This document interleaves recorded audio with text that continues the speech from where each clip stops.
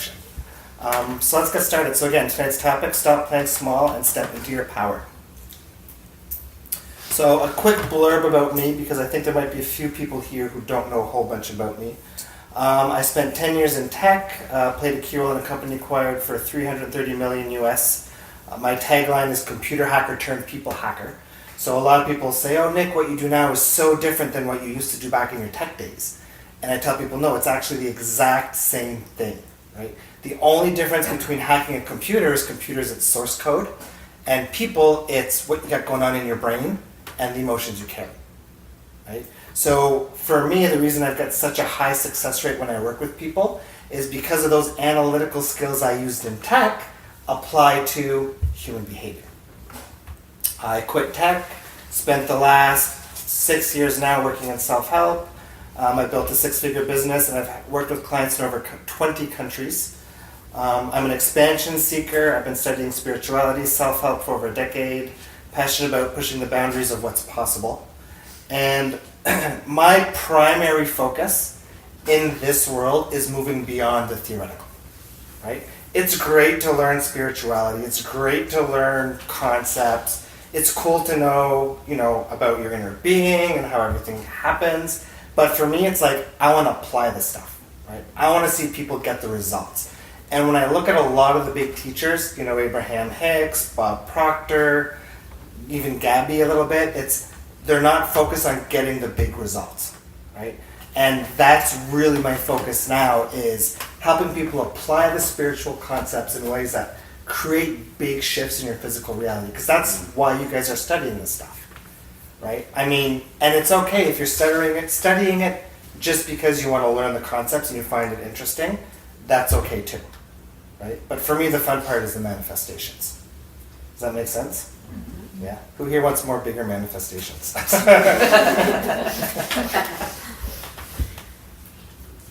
All right. So the first thing we're going to talk about is something called the evolution of the co-creator. This is something that I took from another program I did called Into the Rabbit Hole, which was a more advanced program. And I don't think anybody here was in that program. No, okay. So there's 5 stages of spiritual awareness within the context of the law of attraction, so becoming a co-creator. And we're going to quickly go through those 5 stages. The first is the unaware. The second is initial awareness. Then we go into deeper awareness. Then we go into the co-creator. And then we go into the total creator. So before we go into the stages, I want you guys to realize and know that no one stage is better than the other. Right? These are simply the stages of awareness that people typically go through when they're studying law of attraction, when they're trying to learn how to create their reality. Some people in this group might be in stage 1. Some people here might be in stage 4. I have yet to meet somebody who's fully in stage 5. But know that this is just simply information to help you better understand where you might be and where you might be evolving into and where you might want to point your arrows towards. Does that make sense? Mm-hmm. Cool. So the first stage is what I call the unaware, right? And the unaware would be most of society. So people who don't know about law of attraction, don't know about spirituality, don't care about it, and that's okay, right? And they're not looking for this type of information, right? They're people who believe that success comes through action and effort. They're male energy driven, right? So that basically means that they believe that hard work is what gets them what they want. They believe you need to take the action steps needed to achieve what you want, right? So getting the money, getting the career, getting the relationship is not about vibration, right, when you're unaware. It's about getting the degree, getting good grades, applying for the job that I want. It's that systematic process of doing, right? The mindset of the unaware is typically that life is hard. I'm limited by what I can achieve through action, effort, and what my reality presents to me, right? So oftentimes people who are in that unaware stage believe that in some circumstances they're a victim to reality and there's nothing they can do about it. Right? Does that make sense? So often there's a feeling of I'm powerless to my circumstances, I'm a victim. I give my power away to how I feel based on those circumstances. And my circumstances control my emotional state. Right? So somebody who is in the stage 1 of unaware, their emotions are typically a reflection of the circumstances. Right? They go through a breakup, they feel like they're not good enough. Right? They back their car into somebody else's car, they feel angry. So circumstances dictate emotions. Make sense? Mm-hmm. Any questions so far? No? Okay. So stage 2 is what I call initial awareness. Initial awareness typically starts when people watch The Secret, right? And start to question physical reality. So maybe they start to experience synchronicities. For me, what kind of took me into my stage 2 and what woke me up was 1111. So I started seeing number patterns all over the place. Numerologically, my number's at 11. And for me, I was a rational, computer-minded guy where, science-based, this stuff is mumbo-jumbo, right? So the numbers kept showing up, and one night I woke up at 11:11, 12:12, I think 3:33, 4:44, and then I remember waking up and keeping my eyes closed and saying to myself, I'm going to open my eyes and there's going to be another goddamn number pattern on the clock. And I opened my eyes and it was 5:55, right? And that's when, I was like, what the friggin' hell is going on? So I started Googling, I got into some remote viewing, had success in that, and it just kind of snowballed from there, right? So that's kind of that stage of initial awareness. So you start to begin to understand that, there's more to life. And maybe for some people it's becoming aware of spirits. Maybe it's seeing spirits, right? So everybody's path is different and everybody's evolution is going to be slightly different. So in the initial awareness stage, you start to awaken to the possibility that maybe we create our own reality. We believe we create our reality mainly through vision boards and affirmations, right? We typically start to experience smaller synchronicities and manifestations, angel numbers, the parking spots, the green lights, the little things. And eventually, if you spend a long enough time in that stage 2, a lot of people will start to conclude that due to lack of results, LOA so law of attraction is bogus, and generally those people begin to feel frustrated, powerless, and maybe even deceived, right? So a lot of people who end up watching The Secret, which is a great introduction to these concepts, doesn't go deep enough. So a lot of people end up becoming very frustrated about law of attraction because they're not getting the results that they believe they would get after watching the movie. Can anybody relate to that? Mm-hmm. Curiosity? Mm-hmm. Yeah. So any questions about stage 2? I never actually heard that story about you waking up in the night. Yeah, I never told you that before? Oh, that's crazy. It actually happened to me like 2 or 3 nights in a row. And it was just like, what the friggin' hell? But excuse me, I just want to mention something here, Nick. Yeah. As you're saying, like you get to see all kinds of different signs, so whatever it is. What I do is I get 555 all the time. Yeah. All the time. And since I've been driving the school bus this year, if not every day, every second day, I find a dime. Yeah. In my bus. A what? He finds a dime. So I got a pile of dimes home that I keep. Cool. Just the ones I find in my bus. Cool. And I found another one today. Cool. And so what do you think a dime represents for you? That represents that somebody's there looking over me. Awesome. For what reason or another. Yeah. Because if I'm having a bad day, the dime will be there to say, hey, yeah. It's all right, I'm here. Yeah, Spirit's got your back. Yeah. Awesome. Good. It's cool because it's a good feeling. Because as soon as I see it, I say thank you. Thank you for being here. Awesome. Good. Good. Any other questions? Or that was No, that was awesome. it. I just wanted to share. Perfect. Awesome. No, super good. Thanks for sharing. So the next stage is what I call deeper awareness. And this is where expansion really begins and we start taking spirituality more seriously. we become more focused and aware of the non-physical. We begin exploring all things physical. So, we go from, this secret mentality to this awareness that, holy shit, there's a whole world of spirituality, right? There's, chakras, crystals, spirit guides, reincarnation, all these energy healing modalities, ascension, higher self, stuff that could last probably lifetimes of time to study all and master all, right? Over time, you typically conclude that spirit is in charge, right? And spirit knows best and I must follow spirit's guidance, right? So people who typically jump into this level of deeper awareness are more in this state of, okay, I know I've got an inner being, I know spirit's there, my life isn't up to me, my life is up to spirit's guidance, and fingers crossed it's going to guide me to what I want, right? And again, you can have combinations of these awarenesses too, right? So when you're in that stage 3, some people might think that, oh, I don't have any control over where I'm going, but some people who are partially in stage 4 might have that awareness of, okay, I kind of create my reality, right? But I'm doing it with spirit, and that's the next stage that we're going to look at. But typically when you're in those early stage 3 states, you really conclude that, oh my God, there's a spirit and it's guiding me and it's in charge and it's up to me to listen to where it's going to guide me. Now, often what happens in stage 3 is a few different things.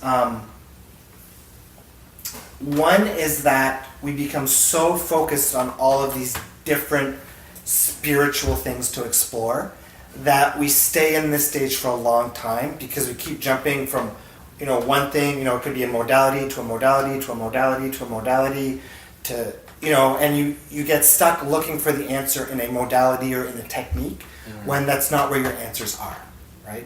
So a lot of people spend years and years looking for their answers in the tools, the modalities to try to, reach what they're looking to reach when really the answer isn't those things, it's what's inside of them, right?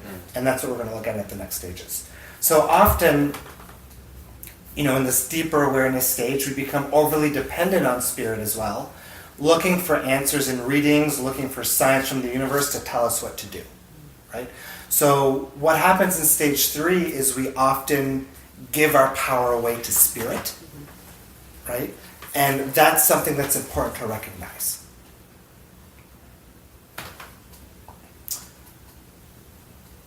Any questions about that? Yeah, that's where I feel like I'm a bit confused because it's the duality of that we're all one, we're all part of spirit, but there's a distinction that we're not spirit because we're depending on spirit. So I don't know if you can kind of shine a bit more light on that. So, to kind of how to separate those two concepts. Yeah, we are each of us is like an individual spark of spirit, having our own physical reality experience. So if you picture a hive of ants, is hive the right word for ants? I don't know. A colony. So if you picture a colony of ants, that colony is all one, right? But each ant is still an individual ant. Right? So the way I see it is that we're all individual sparks of creation that come from the same place. Does that make sense? Yeah, that makes total sense. I'm just still lost on the I guess we're all part of spirit, or we're all expressions of spirit, so to say that we're dependent on spirit is kind of it's difficult for me to kind of hold those two concepts at the same time. That we're dependent on spirit? Yeah, or that you could be dependent on spirit, but how we can be individual, but there's still a greater spirit, so it's kind of... So remember, this is a stage of awareness, right? So the belief structure that these people hold is that spirit is in charge of us. Okay. Does that help a little bit? Yeah. And we're going to there's deeper stages we're going to talk about that I think is going to come closer to what you're talking about. Okay. Thank you. Anybody else have any questions about this? We're good? Awesome. So the 4th stage, and most people that I work with, they're in this stage. This is what I call the CoCreator Stage. So most of the Abraham Hicks community would be in this stage. So it's mostly followers of Abe Hicks, Bashar, Napoleon Hill, Bob Proctor, all the big teachers of law of attraction. So in this co-creator stage, this is where we truly feel empowered, where we believe that we can manifest anything we want, right? So similar to the stage 2, but much more detailed, much more in depth, and that understanding of this is how we really create is much stronger. The belief is I create my reality with the assistance of my inner being, right? That it's a co-creational process, right? And that co-creational process is my responsibility in my physical experience is to dream up what I want, focus on what I want. My inner being, which we're going to talk about in the next slide, its responsibility or spirit's responsibility is the how, right? So there's the physical you, okay, but there's also the non-physical you, right? Right here in physical existence, it's only part of you. There's another part of you that's in the non-physical that's co-creating with you, okay? And your reality is a mixture of those two parts, okay? And that other part of you, you can call it universe, you can call it God, you can call it source, you can call it the non-physical you.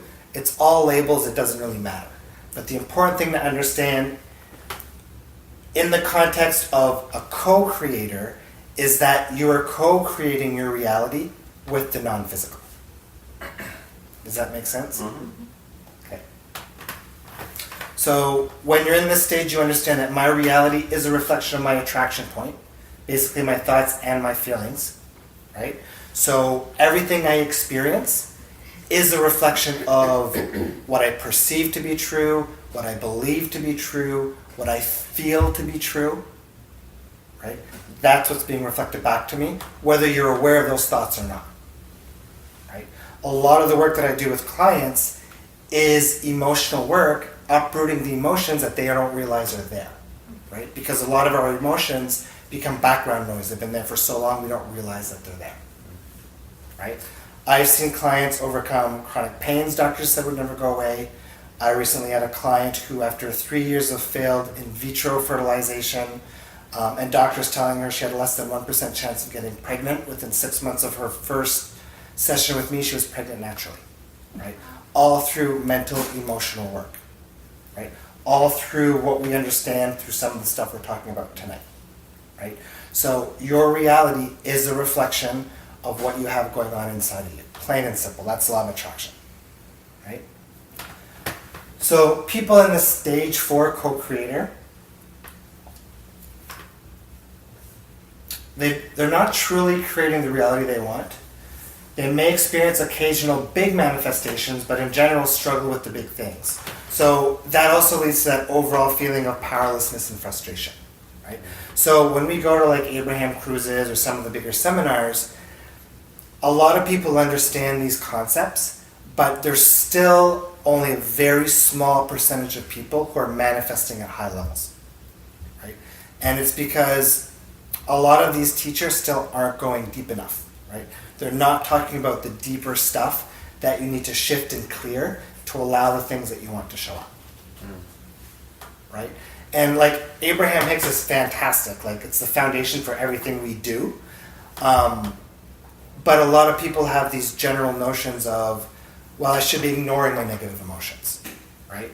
Which is false. Negative emotions serve a purpose. They're there to help you understand what you have going on so that you can shift it so your vibration becomes a match to what you're looking for, right? And those are some of the more in-depth details that you're not seeing by teachers like Abraham Hicks. Does that make sense? Mm-hmm. And I know some of you guys have worked with me, and it becomes obvious once you do the work and you start digging.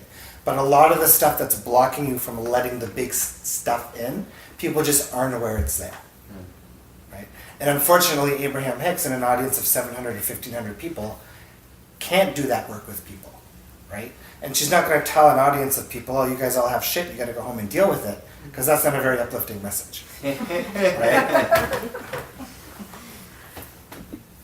So people who are in the stage 4 co-creator stage, they're mainly limited by their dominant negative emotions, their non-servant beliefs and perspectives, and they're often also stuck in what's called a current reality loop. And we're going to look at that current reality loop later. So anybody have any questions about the co-creator stage? Is this like, sorry, No, it's okay. a bit like quantum physics? Absolutely. Does It parallels quantum physics. Yeah. So quantum physics is kind of the science behind why this is possible. Yeah. Because I read a lot about that. Awesome. There's a video I'd like to show later of Elon Musk.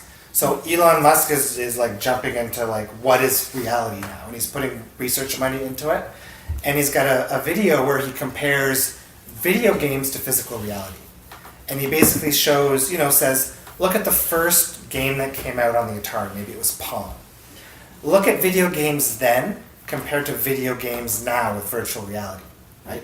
And if we've gone that far in what it's been, 30 years, who's to say that what we're in now isn't a simulation?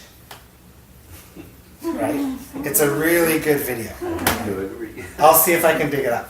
But yeah, quantum physics matches up with this. What's that good documentary? The Rabbit. There's What the Bleep Do We Know? There's a good documentary about this in quantum physics. I think Bruce Lipton. Does Bruce Lipton talk about quantum physics? Joe Dispenza? I get those two mixed up all the time. Yeah. Awesome. Yeah. Good. It's just something I look at a lot. Awesome. Good. So look at this stuff as the practical application of quantum physics in your own life. Cool. Amen. Any other? Maybe they're on to stage 5 now. Actually, that is kind of stage 5. That's where we're going next. So anybody else have any questions about the stage 4? Skip the first 4.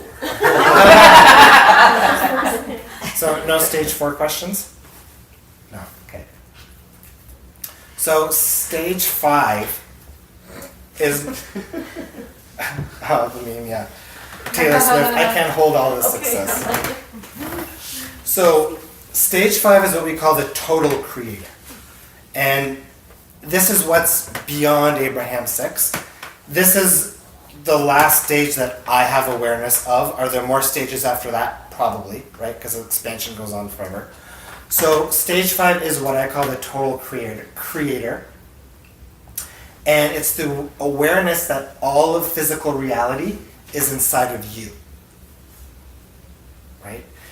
It's your video game. Like you said, quantum physics, right?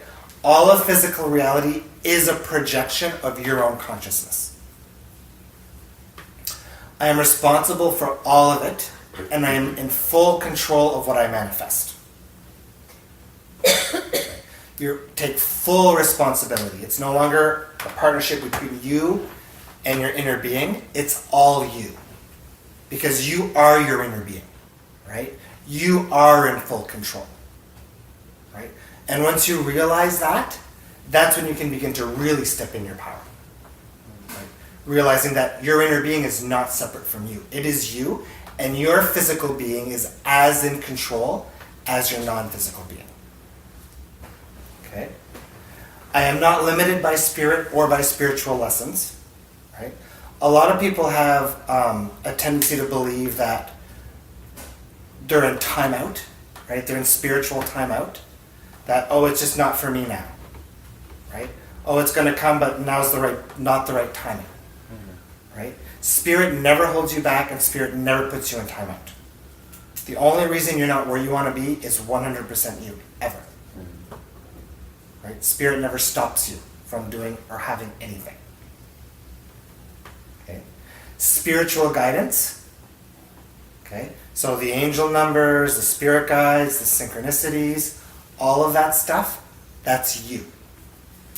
The channeling you're receiving from other teachers, that's you. Right?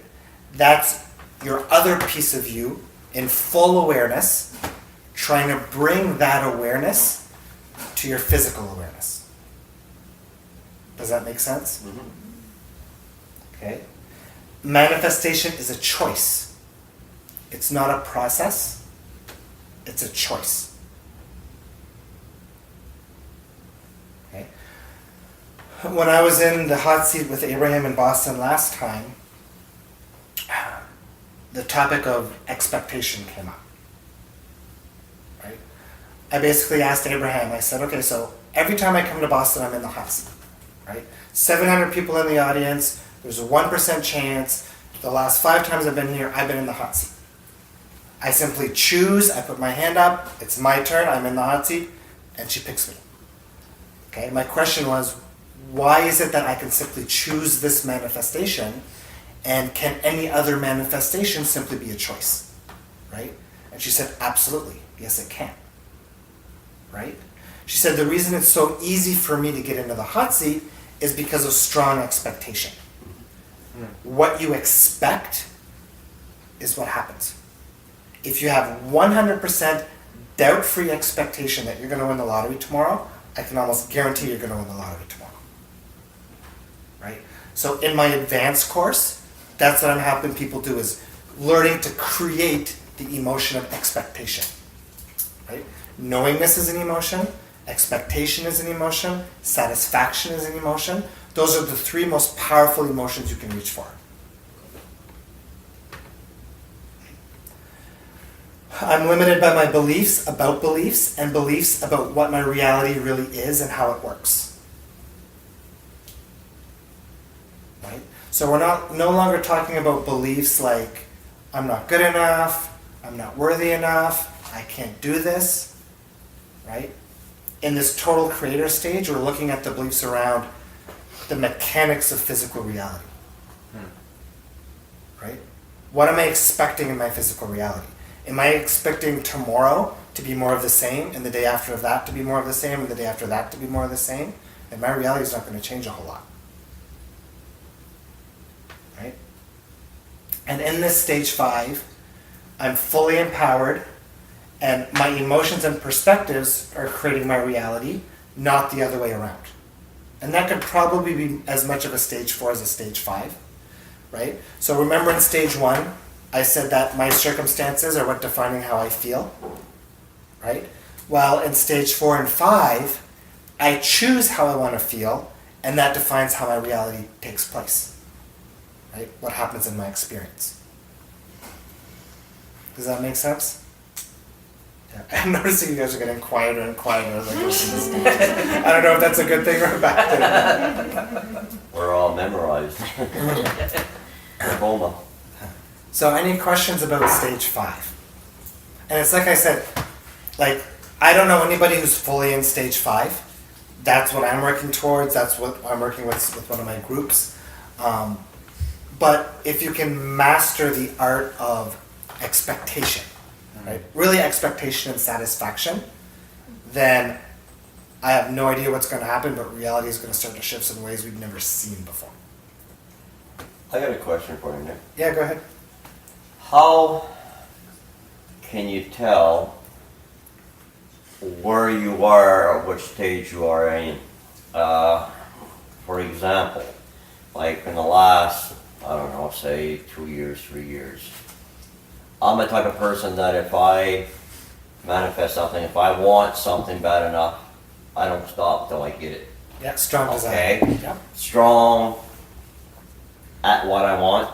Like when like anything, any jobs, anything that I've ever wanted, I went for it. Like there was nothing holding me back Awesome. whatsoever, because I knew that if I stayed on that road going straight, that I was going to get to where I wanted to go. Absolutely. Now, just last year, I said I was going to go drive school bus. Like, Yeah. okay? I went down and got my license, and I got everything done before I even went for a job. Yep. Because I was determined that I was going to drive school bus. Awesome. So I did what I did, and then I'm driving school bus. Now I wanted to drive the coach buses. Yeah. Well, instead of waiting, I just went in and say, okay, what do I do to get certified for this? Yeah.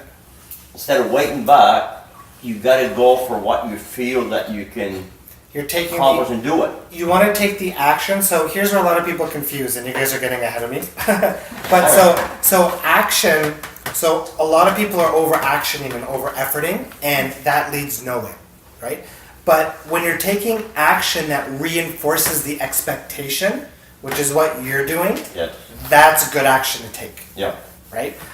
Something I shared recently with, I don't remember if it was in a video or online, was that it all comes down to expectation, right?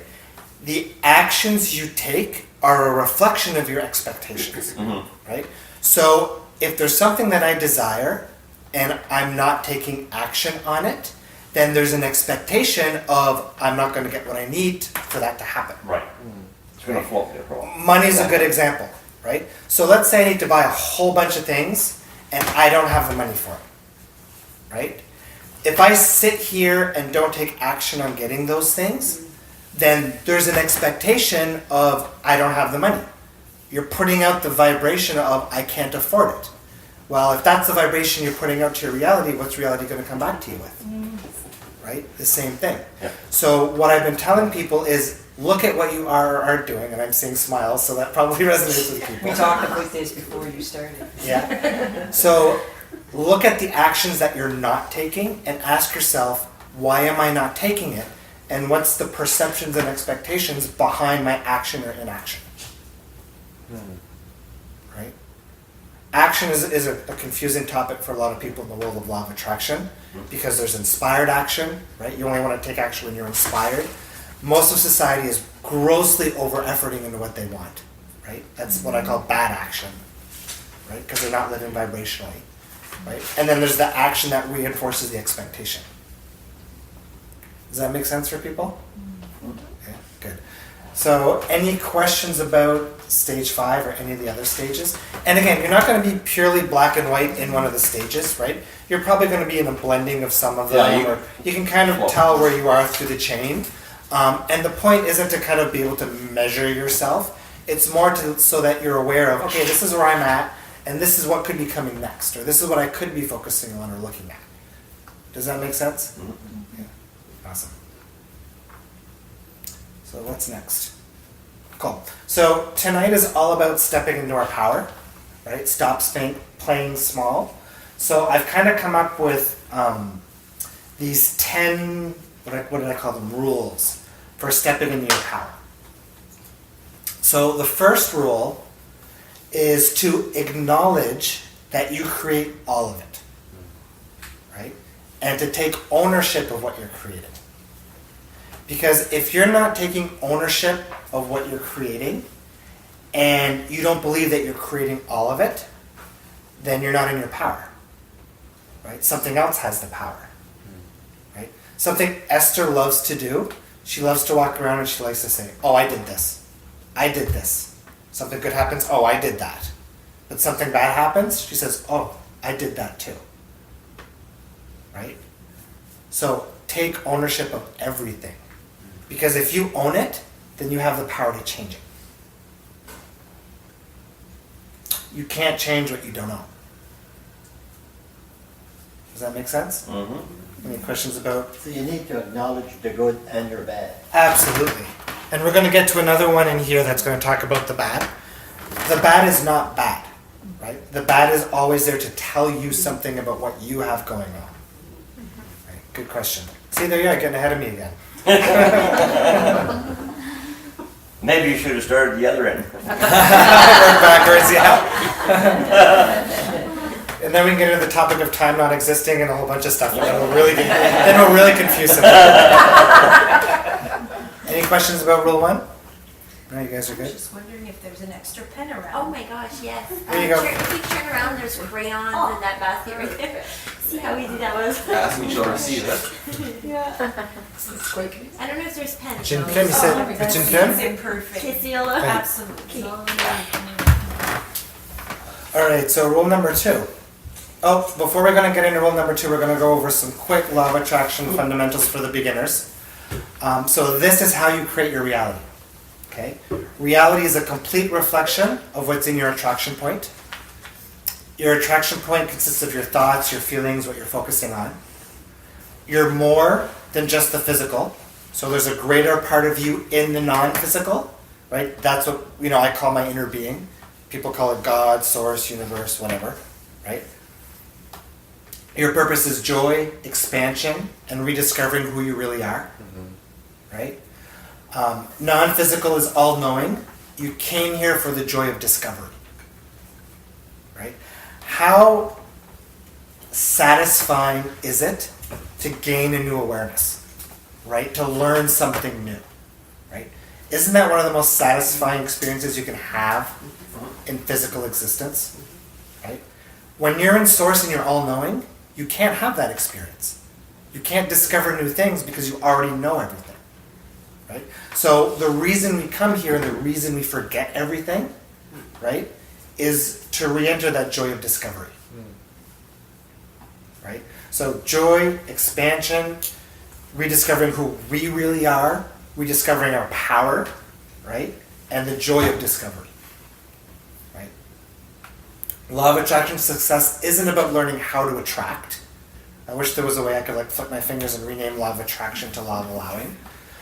The attraction is automatic. Right? Once your intent is set that you want something, it's on its way. Right?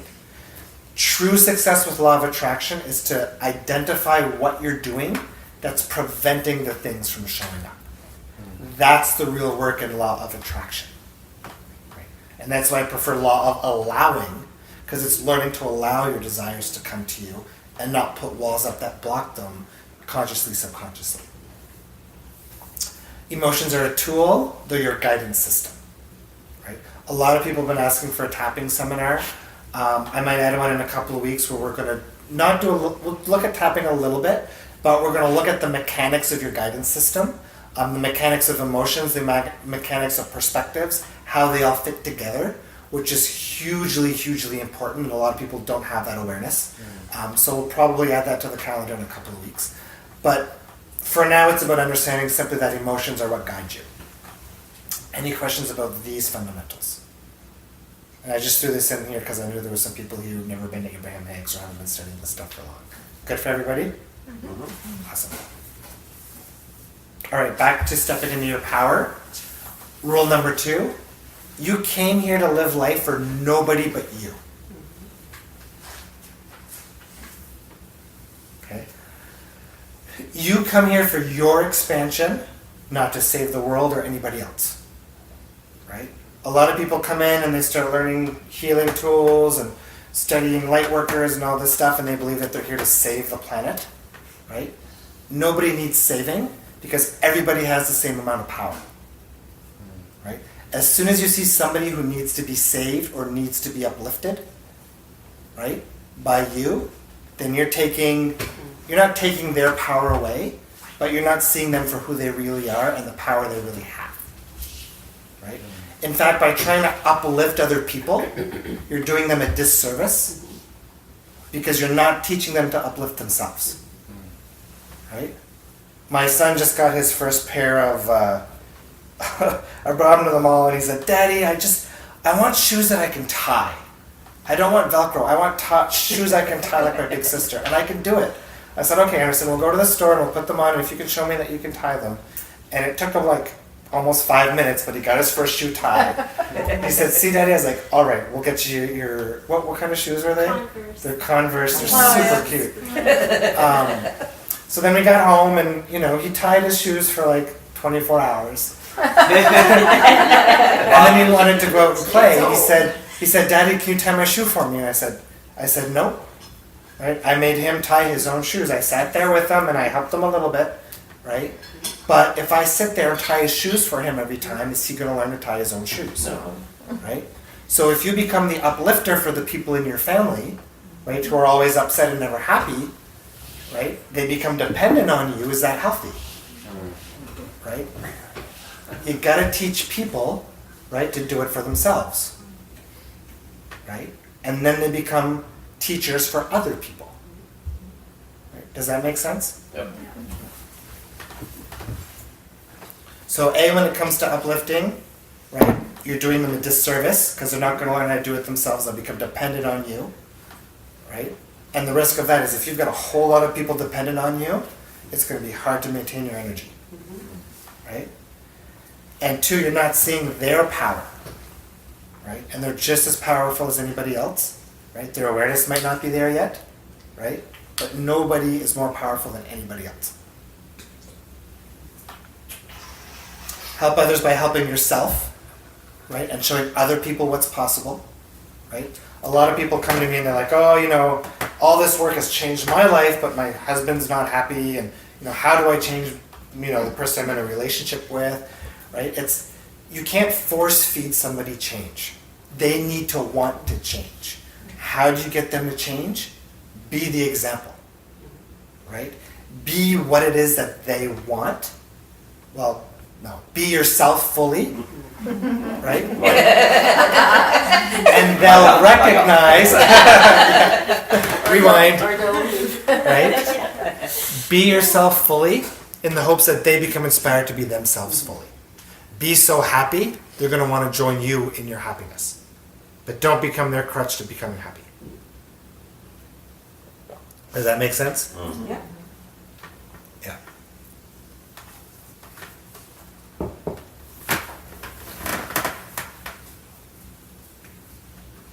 Yeah, so help others by helping yourself. Period. Right? The best way to help other people is help yourself.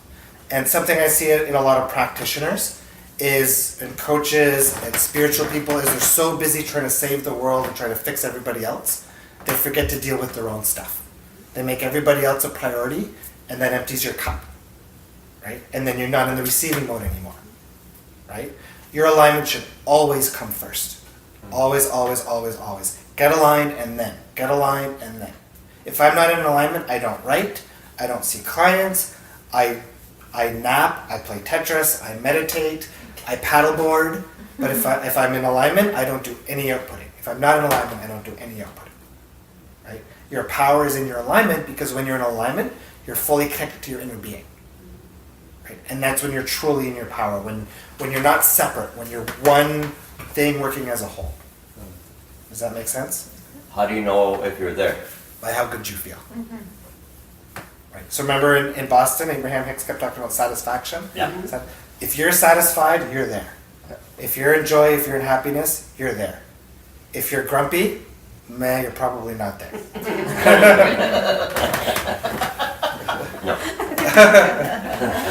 Does that make sense to you guys? Yeah.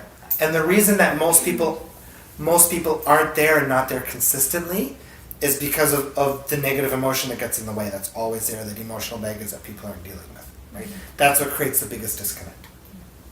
I was going to ask, or something seems to be, in my personal experience, it seems to be in waves. Yeah. For a year or two, and then for a year or two, and for a year or two, and then for a year or two. Yeah, and most people, it's not a year or two. Most people, it's like 15 minutes or two. Yeah. But what you can do is look at the stages of life and see if you can identify your stages of wobble, like your sources of wobble in those periods. See if there's a commonality between them in terms of emotion that keeps coming up in those circumstances. And that's a sign that there's a dominant negative emotion there to deal with. But for most people, it's like I explain in lots of videos, is joy and alignment's your natural state. This is right when we're born, right?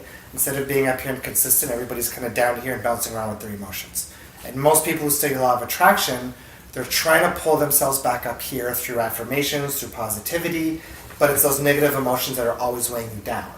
And what happens is you get up here maybe temporarily, but it's such an uphill battle because that baggage is always there.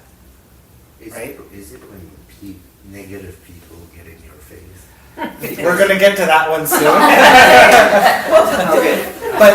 But part of it is understanding that. No, but you can be super high. Yeah. No, that's a good point, because you can be super high. And But suddenly, holy Yeah. you can So, meet someone and here's the thing to understand is the negative people you're attracting and the emotions they're triggering in you are emotions that you're carrying.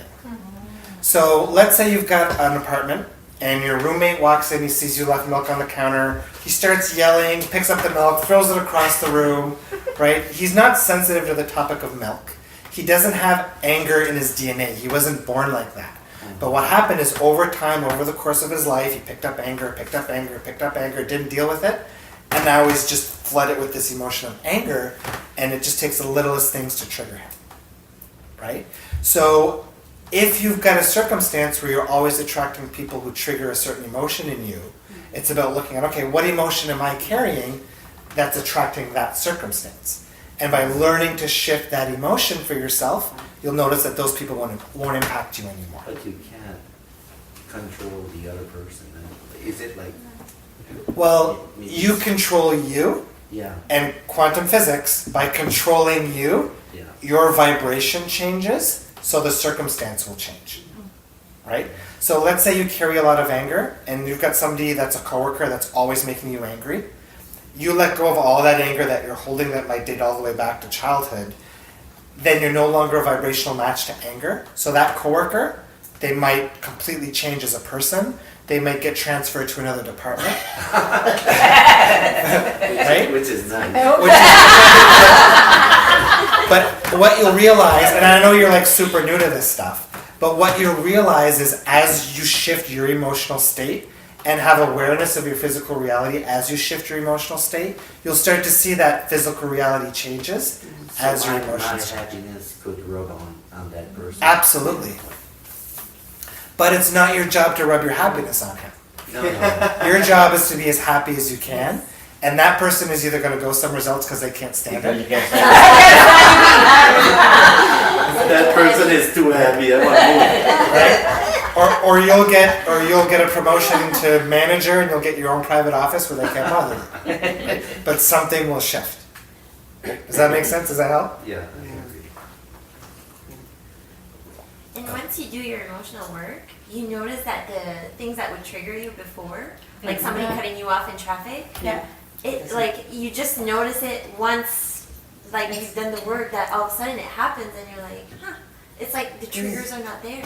Yeah, because it's like a cavity, right? So if you've gone 40 years without brushing your teeth are probably in really bad shape, and if you bite certain sugars or whatever, your mouth is really going to hurt. But if you go to the dentist for a few sessions and clean all that stuff up, then you're not going to be triggered as much by food anymore. Same thing with your emotions and circumstances, right?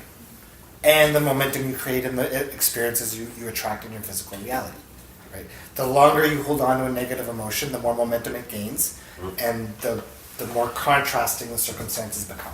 But it's less painful here than the dentist. Absolutely. Absolutely. A lot of people are afraid of dealing with their emotional baggage. They're scared of their emotions, they're scared of the fears. None of that stuff can hurt you. I still, after doing 5 years of emotional work with people, I still haven't seen anybody's head explode by tapping. Right? So this stuff can't hurt you. It's part of you. It's part of your guidance system. Right? And we'll talk about that. So any questions about Rule 2? And I feel it's good to see more and more men participate in these because Yeah, it's starting a little bit, but it's coming, yeah. Girls definitely have more balls. And they can sit on them a lot easier. Okay, so rule number 3. Action and efforting is not the path to creating what you want. Right? And we talked a little bit about this earlier. So the way society functions, the way society operates is there's my desire. How do I achieve that job at IBM? Okay. Well, it's okay, I get good grades in high school, I go to university, I get accepted to university, I get my diploma, I get some good references, I apply for the job, I nail the interview, and then I get there. Right? That's the traditional means in the way we perceive physical reality, how most of society operates is if you want something, you got to go get it. Right? You do the hard work, you work as hard as you can, and you don't stop until you get it. Right? And that's not how physical reality works. And the problem with that belief system is that if this is your desire and every course of action you're taking is not working, whether it's attracting clients, whether it's finding the car you want, whether you can't find the relationship you want, the reason none of that is working is because it's not the action that gets you here. And the danger is that when nothing works, you start to feel powerless. Right? Powerlessness is one of the 3 dominant negative emotions I see in people. Lower back is a common symptom of powerlessness. Financial issues relate to powerlessness, right? But the true path to this is becoming a vibrational match to it. And it doesn't matter what this is. It's about adjusting your emotional state, adjusting your perspectives, adjusting your beliefs until you become that match, right? And then it has to show up. Law, just like gravity, law of attraction. Right? So to become a vibrational match, it's all inner vibrational work. Who has control over your inner vibration? yourself. Anybody else? Nope. Okay, so that means you can absolutely get here, right? So is anybody ever truly powerless? No. Absolutely not. Once you understand that reality is created through vibrational means, you understand that you are truly powerless and you can fully step into your power. Right? But you got to make the switch. And it's a hard switch to make. I still go back to action and effort. Right? You got to remind yourself that it's all vibrational. It's all about how I feel. Right? Alignment first. Does that make sense? Mm-hmm. So if there's anything you're trying to achieve that you're not achieving, it's probably because you're taking the action-based path to try to get there, right? And you need to look at the vibrational aspects. You need to look at the beliefs, the emotions, the perspectives, right? Your expectations, right? That's where the work needs to happen. Okay, so that can be worked on with us, right? Absolutely. All right. Absolutely. Everybody. You need to teach this in school. Yeah. You need to instead of the. Yeah. Yeah. I have a lot of fun with my kids. I had a good chat with my, I guess she's 9 now, my 9-year-old about the 5 love languages this week. And she really sucked it in. So kids are awesome for learning stuff. Yeah. But how do we get kids to want to get on board with this stuff? They already are. Well, what if... They're quite. They Absolutely. Listen, yes. But But to- once they get Teenager, then yeah, then it's So how do we inspire them to want to learn this stuff? by doing it. By example. Yeah. exactly. Right. Learn it for us, apply it for us, right? And they're just going to want to jump on board. And teach them about listening to their vibration. Absolutely. Yep. Awesome. Okay, so any questions about the actioning and efforting? Rule 3? No. Do you guys need a pee break? No, we're good? Okay. Now, something about actioning and efforting and vibration. So Wayne Dyer used to say that I am are the 2 most powerful words in the English language. Right? Completely agree with that. Manifestation's about embodying it. Right? So you want to be the world's best politician?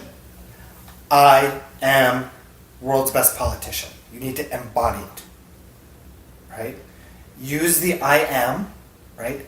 It's an embodiment process. You want to be a millionaire? I am a millionaire. Right? I'm working on 40 million right now. Right? When I make coffee, I make coffee from the energy of a 40 millionaire. When I gas up the car, I do it from the energy of a 40 millionaire. Well, this is what it feels like to gas up my car as a 40 millionaire. It's not even making a dent in my bank account. Right? When I take a piss, right? You wipe it with 40 million? Yeah, not gonna go that far. Right? So define, get clear on what you want, right? And embody it. That's what the I am is about. It's about embodying the desire. Being the desire, which is what then reflects it back in your reality. Right? Quantum physics. I like that. Yeah. I'm glad I came. Now you can go back to work tomorrow and tell all your friends you know how to apply quantum physics now. I go plant potato tomorrow. You can tell the potatoes then. I think you should go plant a money tree. Yeah. Alright. Yeah, your money's potato. Rule number 4.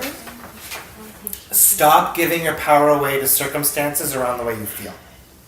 So now you know emotions create your reality, but we give our power away to our circumstances.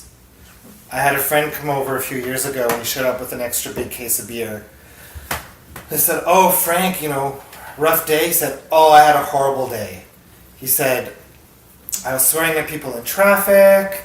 I was hard on my coworkers. I almost told somebody off."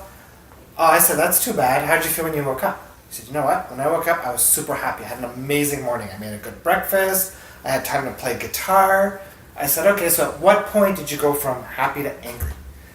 And he kind of had this little smirk on his face. He said, "You know what? I was going out the door. I peeked in the laundry room and I saw that I had 3 loads of laundry to fold." He said, "I fucking hate folding laundry." Right? The laundry, he wasn't even aware that he did that, and we're all doing this. The laundry triggered the anger. He stayed in the anger all day. Most people don't have a bad day. They have a bad 5 minutes that they milk all day. Right? So he allowed the circumstance to define his emotional state. Right? We're giving our power away to our circumstances over how we feel. So when he saw the dirty laundry day, what should he have said to himself Realize. to not trigger, to ruin his whole day? It's not about what to say to yourself. It's more about having the awareness of what your emotional state is. So checking in. How do I feel? Oh, I'm angry. Why am I angry? Oh, I'm angry because of the laundry. That's stupid. All right, I'm going to go back to being happy now. Okay. Right? Okay. Now, if he was triggered into anger that easily, that's a sign he's got other anger stuff floating around. Yep. Right? But the first real stage is the emotional awareness, right? And then once you're starting to get the emotional awareness aspect, then it's about looking at perspectives. So what perspective did I choose to create the negative emotion? Right? Because all negative emotion is underlaid. Every negative emotion has a perspective underneath it. So it's the perspectives that create negative emotions, always. Every negative emotion comes from a perspective, whether you realize the perspective is there or not. And the perspective is also defined by a belief, and we're going to get into something about that quick. Any questions about circumstances? Make sense? Okay, so here's what I wanted to get into. So good timing. So, what rule are we on? 4? Yeah. Okay. So all emotions are a response to a perception that you hold or you've chosen. So this is what I call the current reality loop. Okay, and this is what keeps a lot of people stuck. So it starts in step 1. Okay, a circumstance occurs. Okay, let's say you get home from school and I don't know, your partner gives you a hard time because you didn't take out the garbage. Okay, they made you feel like you're not good enough. Okay, so that's the circumstance. Okay, you allow that circumstance to define a meaning. So how am I going to interpret that circumstance? So one person might say, oh wow, I didn't please her, I'm just not good enough. That's one interpretation. Right? Another interpretation is, well, I'm doing the best that I can. She's tired from her day at work. It's not my fault, but it's okay. That's interpretation number 2. You define the meaning of your circumstances. You can choose a negative meaning, like, oh man, I'm just not good enough. Or you can choose a neutral meaning, like, oh, she's having a bad day, it's not my fault, everything's okay. Right? You can even choose a positive meaning. Right? I don't know what the positive meaning you could choose in that circumstance would be, but there is one. Right? So a circumstance occurs, you define the meaning based on the circumstance. That meaning shapes your perspectives, your beliefs. Right? So I decided, oh well, I must not be good enough. Right? Now I've got a perspective. I'm not good enough. Right? That perspective defines how you feel. Right? So I got the perspective I'm not good enough. There's the emotion. I feel like I'm not good enough. Right? I feel like I'm not good enough. That goes out into my reality. What does reality bring back to me? Circumstances that reflect the feeling of not good enough. Right? And then we're back to that stage 1, circumstance occurs. So do you see how negative momentum builds? Right? It just takes one circumstance, make me feel like I'm not good enough. I put not good enough out into my reality. Now it comes back with a bigger circumstance. Now I'm even more not good enough. Go through that loop again, and a loop again, and a loop. That's called the current reality loop, and a lot of people are stuck in it. Right? Because they're not expecting different, and they're not dealing with what they're carrying. He's dead, you should hire him at the TSS. I don't think he wants to work there. No, bring him. He already knows them. For a Wants the wellness clients. Does this make sense to people? Yeah. Yeah. Okay. Yep. Good.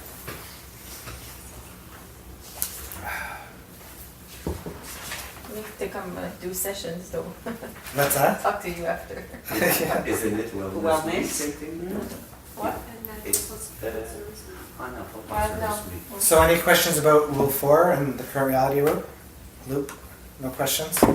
Okay. Rule 5, your power is right here, right now. Right now is the only moment that exists, ever. Tomorrow doesn't exist because when you're in that moment, it's going to be right now. Right? Right now is all that ever exists. It's all you never need to worry about. Ever. That's saying a lot. And if you want to even go deeper, so feel yourself. So take a second and feel yourself in this now moment. With the knowingness that this now moment is all that exists. This is it. And for me and some other people I've asked, when you completely embody the now moment, you can feel the infinity of the now moment. Right? Can you feel the expansiveness of the now, how it's so permanent? Can anybody feel the permanence of the now? You mean it's like one now looped into the next now type of feeling? Not even a loop. It's like there. this is a permanent state that's always here. Right, yeah,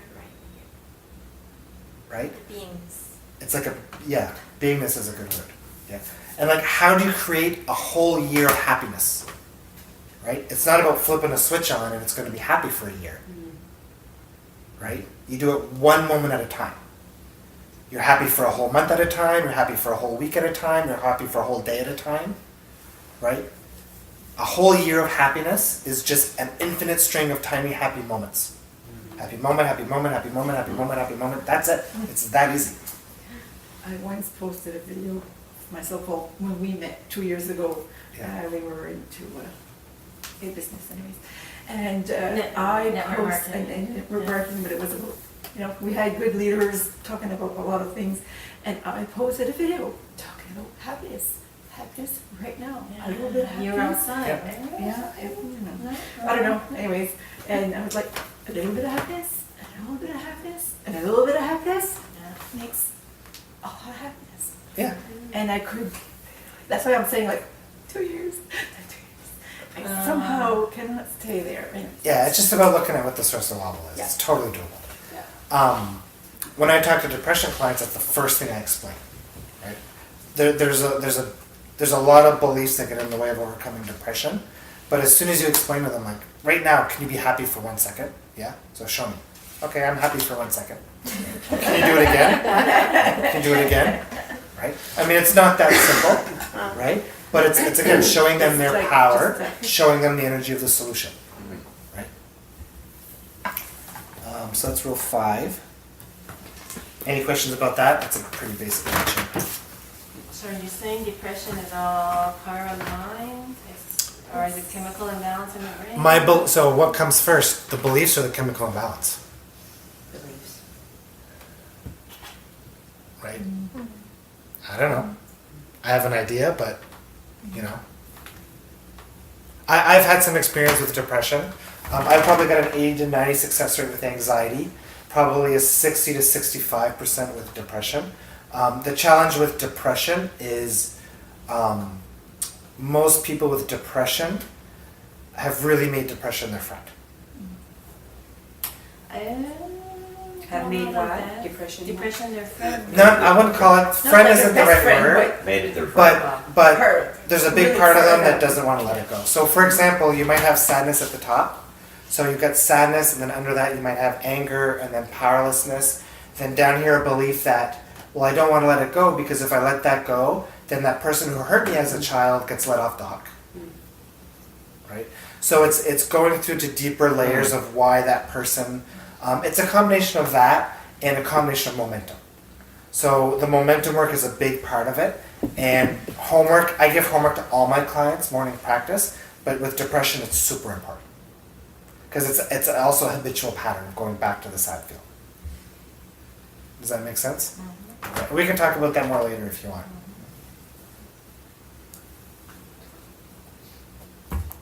Rule 6, and this is something that Poe brought up earlier. So contrast or negative circumstances are not a sign that you're failing. It's not a sign that you're screwing up. It's not a sign that you're losing at the game of life. right? Anytime an unwanted circumstance happens, okay, it's for you to learn something about you. It's your reality trying to tell you something. Right? And you brought it on. Absolutely, you brought You it up. brought it on. So remember earlier I said, this is your job at IBM, right? And the traditional way we believe we need to get there is through all this action, right? But really it's a vibrational path, right? So it's about matching this vibration. So what happens is if my vibration's here, and reality's like, okay, so in order to match this, he's got to deal with his emotions of not good enough. How do we make those emotions of not good enough obvious to him? Well, let's throw some contrast out, right? This time maybe he'll get the point. Oh, he didn't get the point? Let's throw bigger contrast. Still didn't get the point? Let's throw something physically contrasted because you can't ignore that, right? So it's reality creating the circumstances to get you to make the vibrational shift to match that. That's what the vibrational path is, and that's the path to getting where you want. Does that make sense? So whenever contrast occurs, the very best thing you can do is say, yes, thank you, awesome. More stuff for me to learn about me, which is then going to propel me to a new place. Right? The more you can be satisfied and happy with the contrast, the quicker you'll move through it. Because when you push against something, you're just attracting more of it. Right? What you resist persists. Right? So when you can come to a place where you appreciate contrast and understand that it serves a purpose, you will move through it way quicker. Does that make sense? You have to acknowledge so many lessons. That's from Yeah, totally. Yeah. Yeah. Any questions about that? Thumbs up. Good.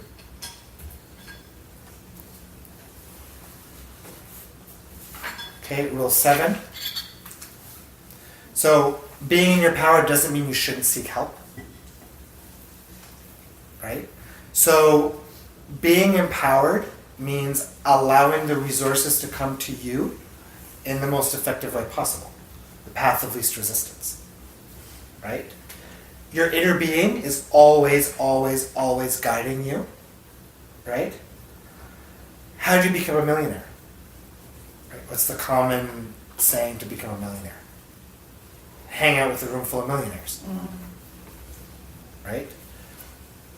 So seeing a practitioner isn't a sign of weakness. It's not a sign of, I can't do it by myself. Right? Does that make sense? Mm-hmm. Right? A lot of people think that, because it's emotional work or because it's inner work or because I do this for myself that I should be able to figure it out by myself. Right? What a good practitioner does is whenever you've got a problem, you're in the energy of the problem. You're always either in the energy of the problem or the solution, right? When you're in the energy of the problem, it's your own stuff when you're in it, right? So it's much harder to see the energy of the solution, right? A good practitioner holds the energy of the solution, so you move out of the energy of the problem and into the energy of the solution.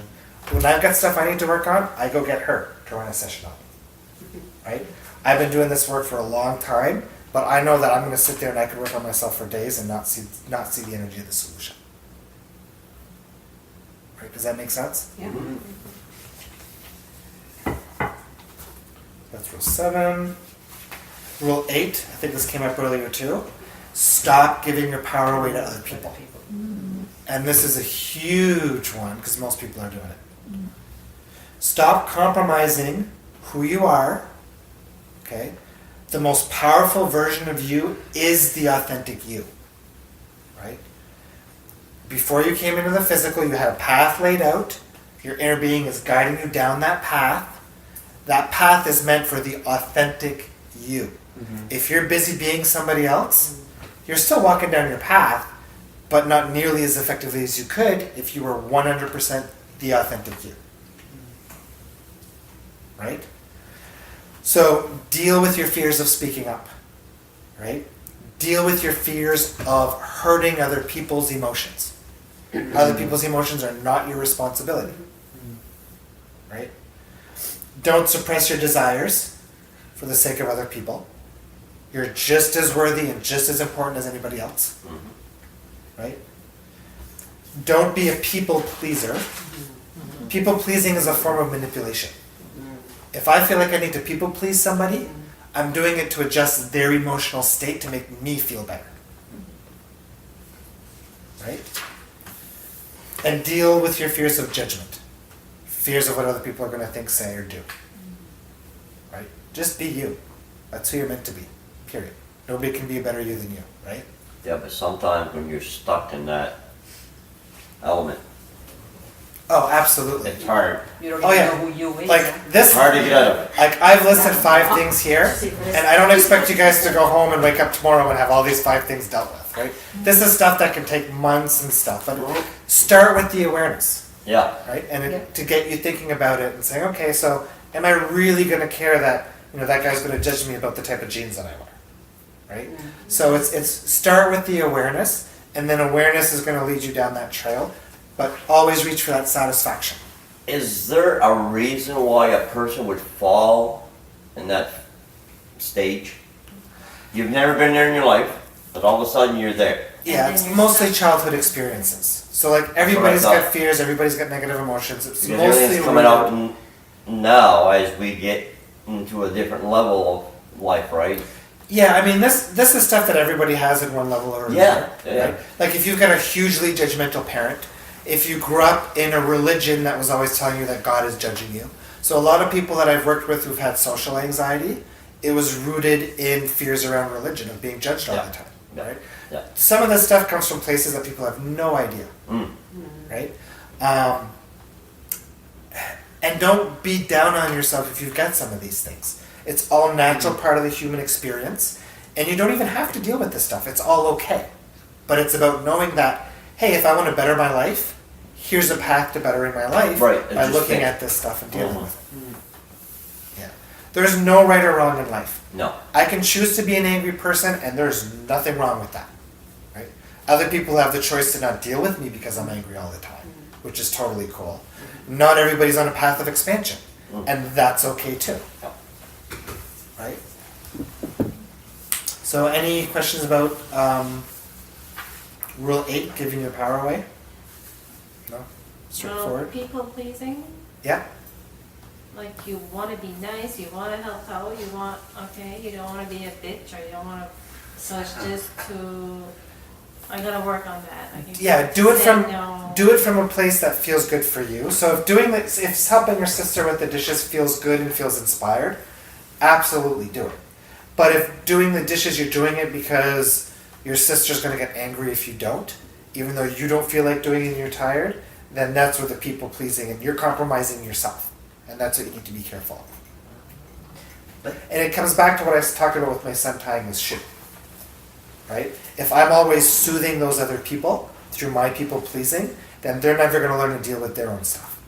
And then you're gonna feel bad. And then you become their crutch and your energy gets drained. And, right? Yeah? Oh, Robin. Oh, go ahead, Robin.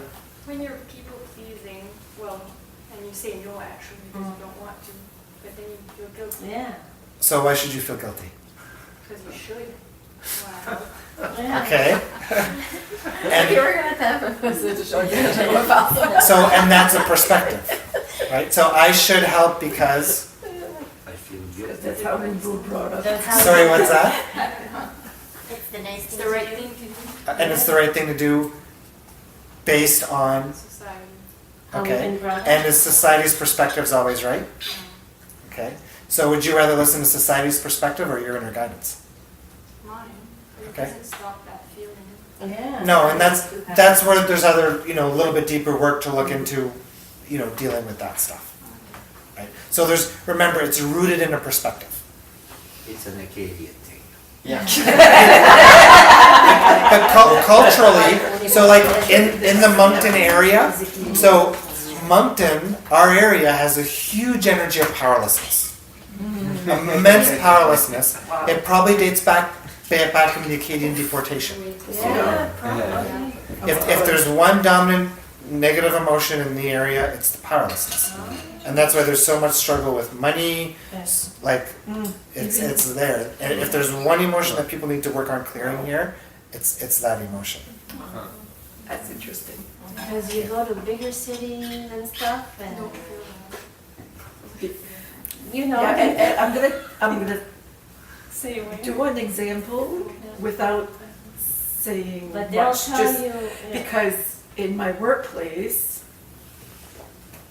we have to do more with less. And the year after, it's more with less. And more with less. And the year after, it's more with less. Yeah. And in another similar work area, life is good, they do what they do in the time that they're there, and that's it, because they have more resources. Yeah. So it's just a state of mind of praise. Those- Well, but see, It's of not putting up with. but remember we have to do being it, we have to remain. prove ourselves, we have to prove ourselves, doing more actions. So A, right? There's an expectation there, right? So the expectation was I got less last year, I got less last year, so there's an expectation that forms of, oh, I'm going to get less next year, right? Oh, I'm Acadian, oh, I should expect less, right? These are all perspectives you either took on from parents, grandparents, great-grandparents, whoever, right? They're simply perspectives that are reflecting back to you in your reality. None of it's true. It's only true because you believe it's true. Start choosing new perspectives and see what happens. Okay. Right? Does that make sense? Yeah, so But if the boss asks for more and more and more and more, and you're supposed to do more, the same. How does that make you feel? Hours. The fact that he's always asking you for more. People are leaving, and I feel stupid for staying. Okay, but so there's different aspects to look at in that it's a story. lot. Oh yeah, it's a lot of things. Because we should say, we should Stand take up. a stand and say, Yeah. okay, I can't do all of that because I can't. Yeah. Everything's falling behind, and Yeah. we have priorities, and then the rest is Yeah. falling behind. But, And- and I'm always feeling that I'm gonna get shit because that's not done. Yeah, and my guess is how are your neck and shoulders. Oh! Tu vis, ça fait toute la journée que je fais ça, que je claque, que je claque. Yeah. Horrible. Right. Since last August, I can't even move. right. that the new So job? that's linked to the same thing that creates your neck and shoulder issue. Wow. Communication, or? Right. Right. I'll fill you in later. Okay. But yeah, it's nothing huge. It's just, it's patterns of awareness. So giving power away to other people, does that make sense for you guys? And I know it's not easy, and I make it sound easy when I talk about it here. But it's just about awareness, and then it gives you a going point on what you want to might look at. 2 more left. There's not 120 rules, don't worry.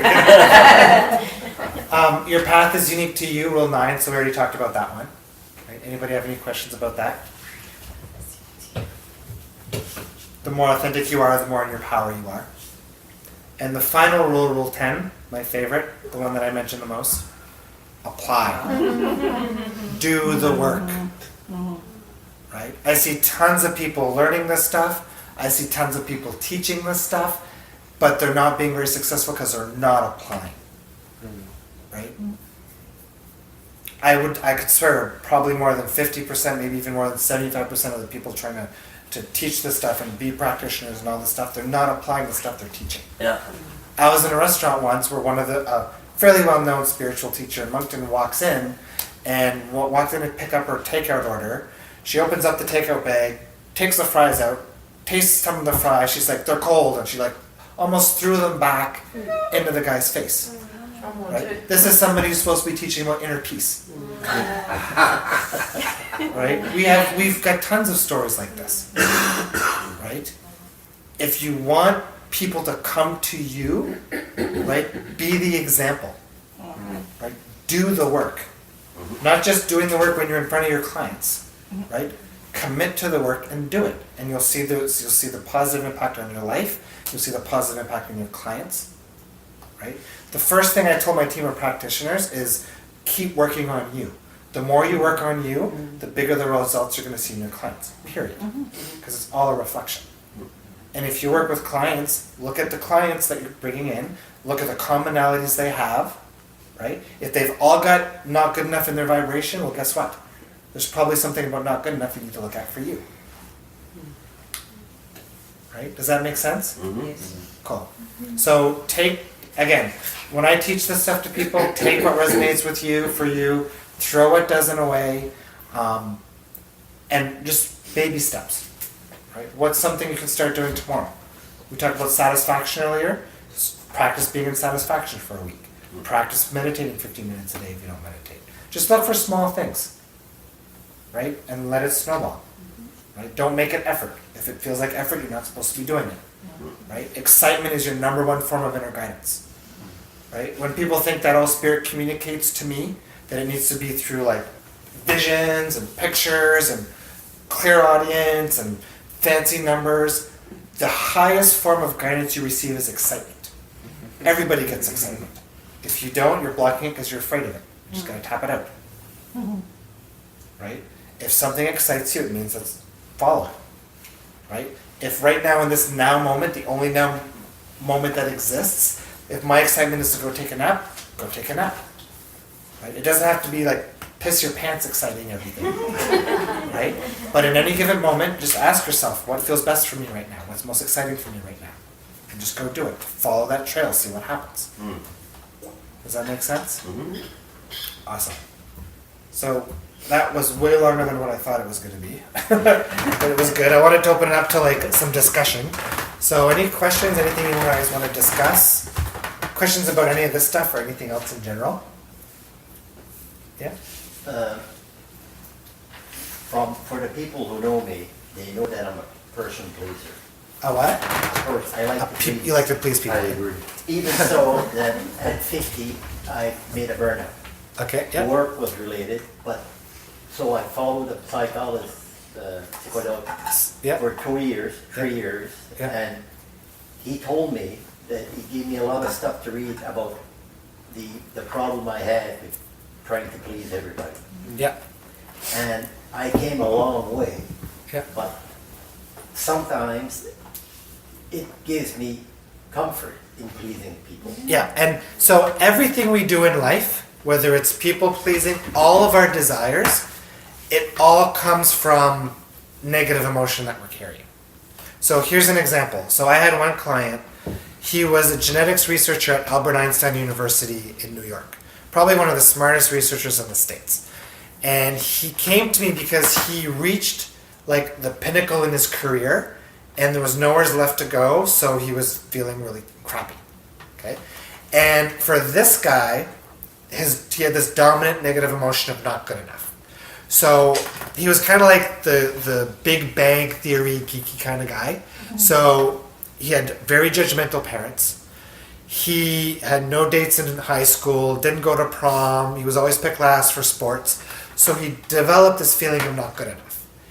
And in order to compensate for that feeling of not good enough, he strove in his academic success, always trying to fill that hole of I'm not good enough. So he got top grades, went into an Ivy League school, got scholarships, but every time he achieved that level of success, outer world success only temporarily fills that inner hole, right? So he'd keep reaching for these outer world successes and he would hit them, but then that void would always come back, right?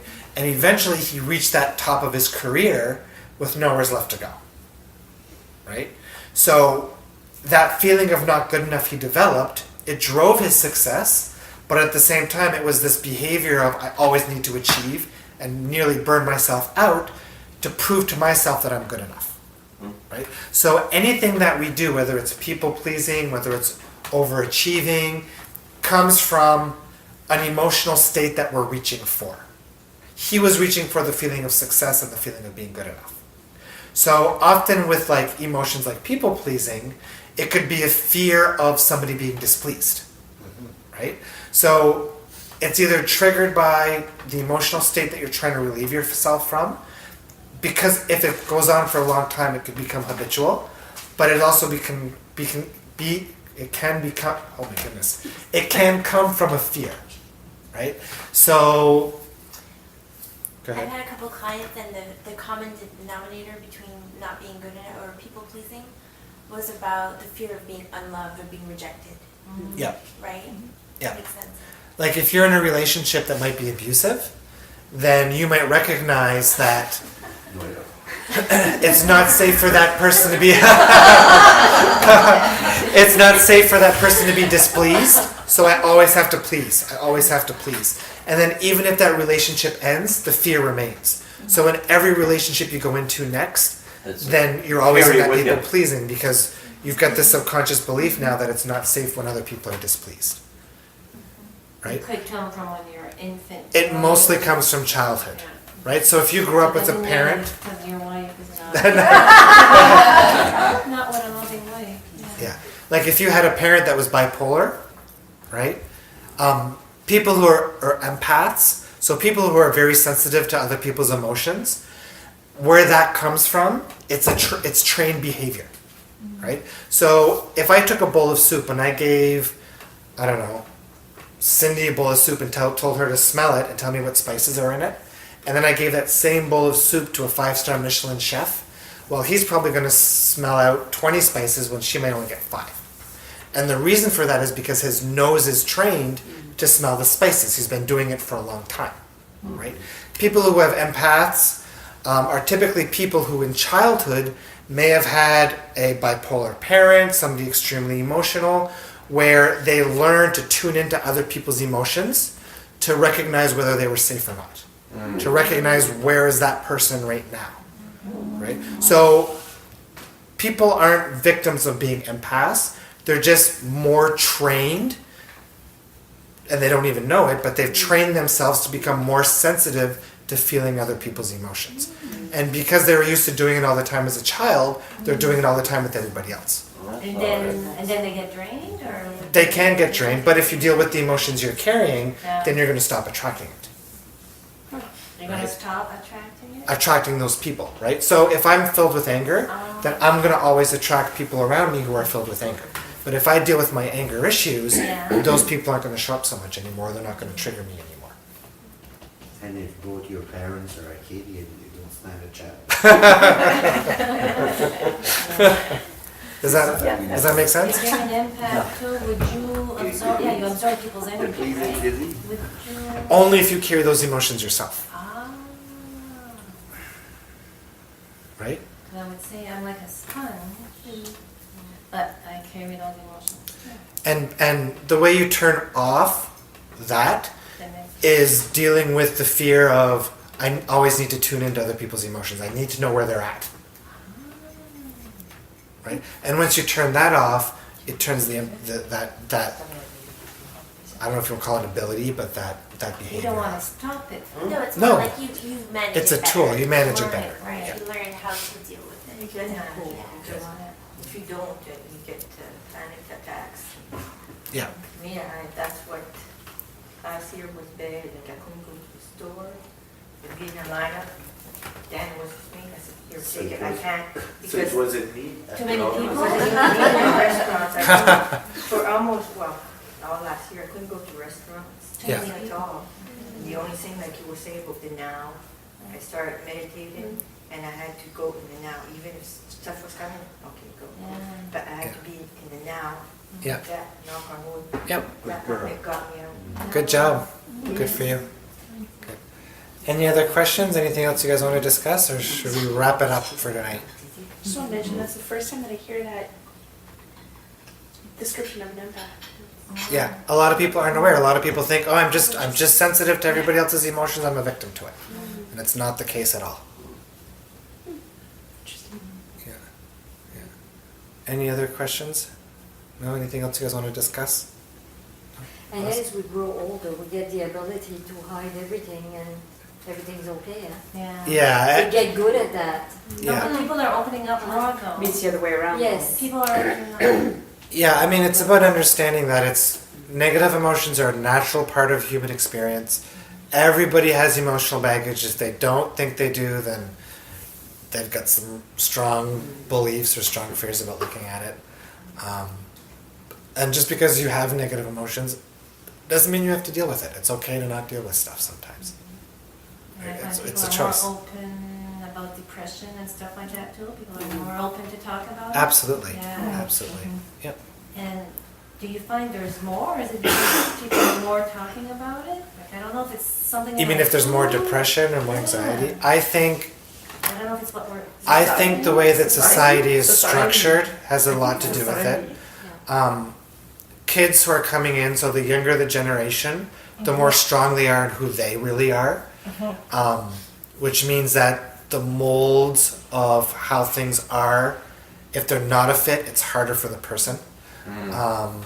So there's a lot of reasons for it. Everything's accelerating. So there's a lot of reasons that there's more stuff coming to the surface.